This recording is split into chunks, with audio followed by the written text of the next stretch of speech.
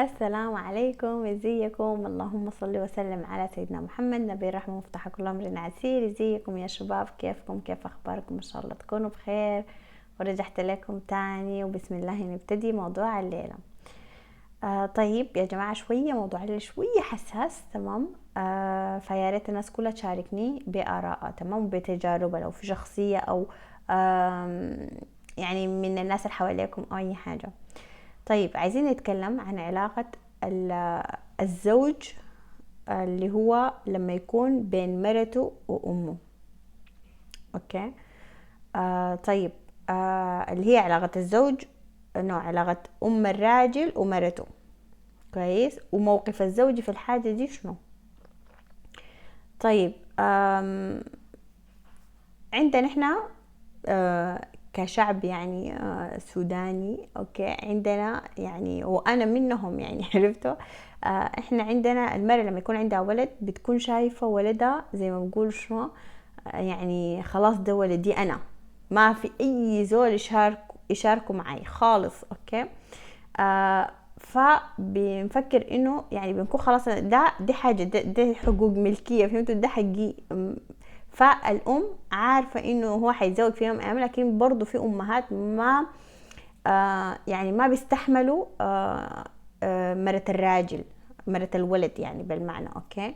يعني مش ما بيستحملوها، لكن بيقولوا دي شنو، هي جايبة لي ولدي وحيحبها اكتر مني. المهم حتخش في حساسيات وغيرة وحاجات كتير، عرفتوا؟ طيب.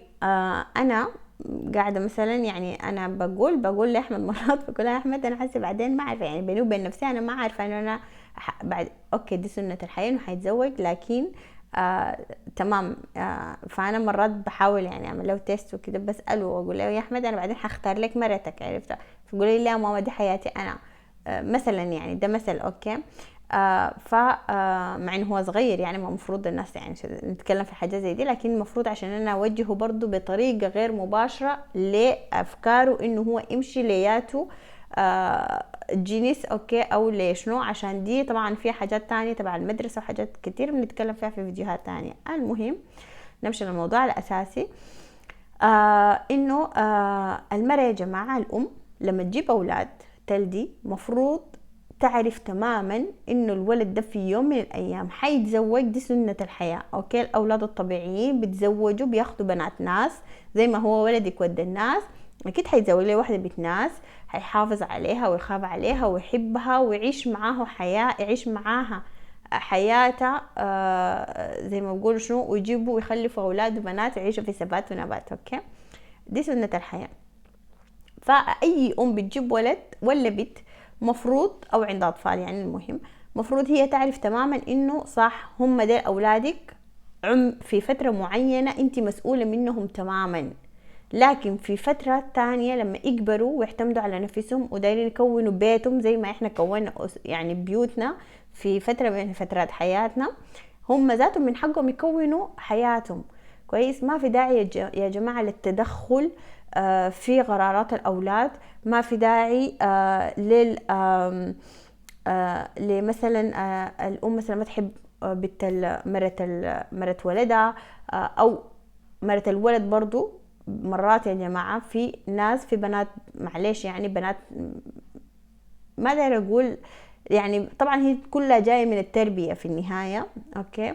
لكن بيخشوا يعني بيتزوجوا بياخدوا بيقولوا خلاص الراجل ده حرب، خايشين احنا انا والمرأة، انا وامه ما بنتلم خالص، عرفتوا؟ يعني ليه يا جماعة؟ عرفتوا؟ لا، انا الليلة اتزوجت ولد ناس، تمام، امه على عيني وراسي، تمام، بيناتنا كله احترام، زي ما هي انا عندي ام وبحترمها، برضو هي ام زوجي وانا هحترمها واخاف عليها، واي حاجه نفس الشيء، عرفتوا؟ وانا زي ما بتعامل بالحاجه دي منتظره من الطرف الاخر يتعامل معي بنفس الطريقه، تمام. لكن على حسب تربيتي، لو الطرف الثاني هو ما قبلني او ما يتعامل معي كويس، ما يحترمني، فانا على حسب تربيتي ما حرد الشيء بنفس الشيء، عرفتوا؟ يعني انا هحترمه، اوكي، لكن حيكون شنو مثلا، خلاص انا ما حخش بين علاقتها هي وولدها لانه ده ولدها، ده حق ربنا، انا ما حخش فيه. لكن انا ما ملزمه انه انا امشي ليها، انه احنا نتلاقى، انه نكون مع بعض. خلاص ما دام هي ما بتحترمني وما بتحبني ما في داعي الناس تحاول تمسك كرعينا من بعض، عرفتوا؟ لكن مش هي مثلا تقول لي كلام تعملي كده فاقوم انا ارد لها السيئه بسيئه اكتر منها، لا يا جماعه، عرفتوا؟ لانه انا في الاستشارات اللي بتجيني والاستشارات اللي انا بقراها برضو في الفيس يا جماعه، كميه للاسف الشديد كميه من البنات لما واحده تحكي ان هي كيف عاملت راجلها باسلوب ما حلو، الناس يقولوا والله مبسوطين منك، مره قادره، مره شنو مره شنو. لا طبعا الحاجه دي يا جماعه ما قدره، عرفتوا؟ دي بتقلل من قيمتك، عرفتوا؟ بتقلل من تربيتك انت. ده بيوضح اذا اندل على شيء انه بيدل انه انت طالعه من بيت ما ربوكي فيه كويس انه تحترمي الشخص الكبير بغض النظر عن هو صفته شنو في حياتك. فيا جماعة الحاجة اللي انا عايزة اقول عشان ما نطلع من موضوع نخش في موضوع وكده، احنا نحترم من بعض، تمام؟ اي ام عندها ولد داير يتزوج، ما في داعي للحزازات، وبالذات اخوات الرجال يا الله يا جماعه ديل خاشين حرب. وبعدين الغيره، ولو البنت مثلا اخت الراجل ما متزوجه واخوها ده عرس بنت اصغر منها، يلا تعال شوفوا الغيره، ولو جابت ولدت وديك لسه ما ولدت، ليه يا جماعه؟ دي كلها ارزاق، ما في زول بياخد حاجه في الدنيا دي غير رزقه، عرفتوا؟ فما في داعي بين الحزازات بين الناس. في النهاية انتوا لما تعملوا حاجة ما بتضروا المرأة، صح بتضروها بتزعلوها اي شيء، لكن المسكين اللي بيكون في نصكم منه اللي هو الراجل، عرفتوا؟ بيكون في نصكم. فانتوا الطرفين اللي هو الطرف الراجل والمرأة لازم تعاينوا للشخص اللي في نصكم ده، لازم تعاينوا لانه تحترموا بعض، تمام؟ ما حبيتوا بعض ما مشكلة، احنا هنا ده ما ضروري نحب الناس كلها ولا الناس كلها تحبنا، عادي، عرفتوا؟ لكن اهم حاجة يكون في احترام بيناتنا.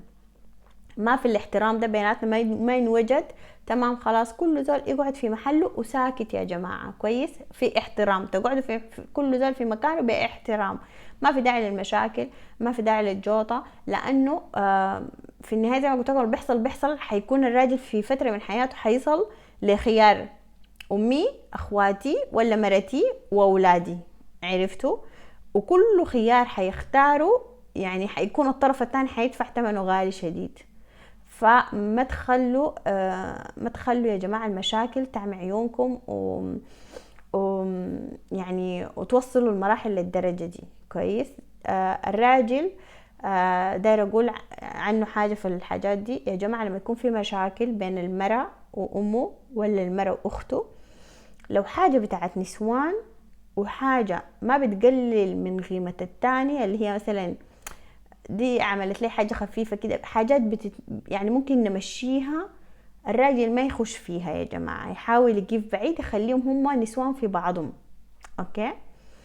لكن انت عايز تقيف وعايز تحل المشكلة، لا تقيف مع امك ولا تقيف مع مرتك ولا مع اختك، تقيف مع الحق، يا تقيف مع الحق يا ما تقيف خالص، تمام؟ يعني يا تخليهم هما يتعاملوا مع بعض كويس بغض النظر هما صح ولا غلط، كويس؟ انت لا تشيل في قلبك ولا تزعل لا من مرتك لا من امك ولا كده، ولا لو عايز تقيف لازم تعدل وتنصف بيناتهم، عرفت؟ لو عايز تقيف وانت دخلت نفسك في المشكلة دي لازم تعدل وتنصف، تمام؟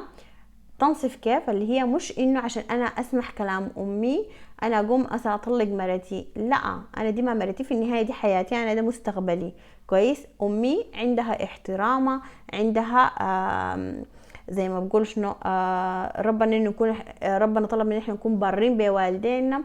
البر يا جماعه في حياتهم الحاجه بتخصهم هم، في حياتهم في حاجاتهم اللي بتخصهم هم، لكن اي حاجه بتخص الشخص نفسه دي هي نفسه بس. يعني انت كراجل احترم امك، زورة، محتاجه ليك بتلقاك، اعمل اي حاجه حق ربنا طلبه منك، كويس؟ لكن امك تطلب منك انك انت تطلق مرتك، يعني بغض النظر عن المشاكل، انت لو ما مقتنع بالحاجه دي ما تعملها، لانه ده مستقبلك انت، كويس؟ انت الليله طلقت مرتك، امك بكره حتتزوج واحده تانية حتعمل لك نفس الشيء مع مرتك التانية. فخليكم يا جماعه في موقف محايد، ولو دايرين تخشوا وتحلوا الموضوع حلوه بما يرضي الله زي ما بقولوا، لا ما تظلم زول، كويس، ما تظلموا زول، ما تظلموا طرف، وخليكم زي ما بقولوا شنو منصفين. تمام، يعني الناس تحكم بالعدل. بس ده لو خشيتوا دايرين تحلوا المشكلة. انتوا يا بنات لما تخشوا بيت تعرسوا الراجل ما خاشين احنا شنو شكل وضرب وحاجات زي دي، فهمتوا؟ احنا خاشين نأسس أسرة. انا خاشة صح بيقول لك الواحدة لما تتزوج ما بتتزوج شخص بس، بتتزوج أسرة، وهو نفس الشخص ذاته برضو له انه بتزوج أسرة.